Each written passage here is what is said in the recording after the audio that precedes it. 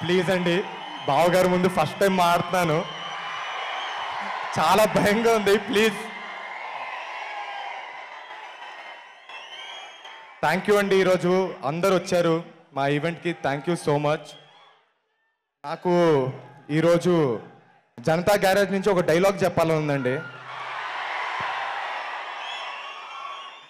For a change, ఆ బలహీనుడి వెనకాల ఒక బలం ఉంది అని. నాకు ఈ మాట ఊరికే చెప్పట్లేదండి. నేను ఇందాక రామ్ చెప్పినట్టు, సంగీత్ చెప్పినట్టు, మేము మ్యాచ్ సినిమా షూటింగ్ అయిపోయిందండి, ప్రమోషన్స్ చేస్తూ ఉన్నాం. కానీ ఎటువంటి బజ్ లేదు మార్కెట్లో.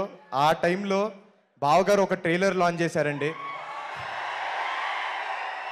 కావాల్సినంత బజ్ వచ్చింది, మా సినిమాకి జనాలు వచ్చారు. ఆ తర్వాత మీకు తెలిసిందే, పెద్ద హిట్ అయింది. ఈరోజు మీ ముందు మ్యాట్ 2తో వచ్చాం. థ్యాంక్ యూ సో మచ్ బావా, మీకు ఎప్పటికీ రుణపడిపోయి ఉంటాం.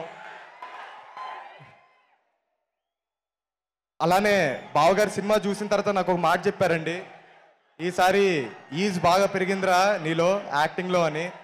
థ్యాంక్ యూ సో మచ్ బావా. ఆ ఈజ్కి కారణం మా డైరెక్టరే బావా. ఎందుకంటే ఆయన ఎప్పుడు డైరెక్టర్గా లేరు, సెట్ పైన ఒక ఫ్రెండ్గా, ఒక మెంటర్గా ఉన్నారు.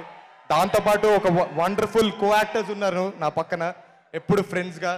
విష్ణు మామ కావచ్చు, యాంటోనీ కావచ్చు, కార్తికేయ కావచ్చు, లడ్డు విష్ణువే అండి.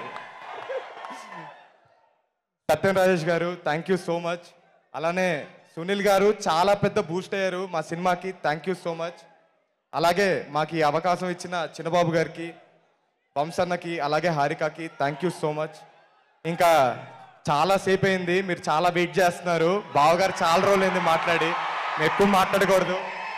థ్యాంక్ యూ సో మచ్ అండి. Thank you so much.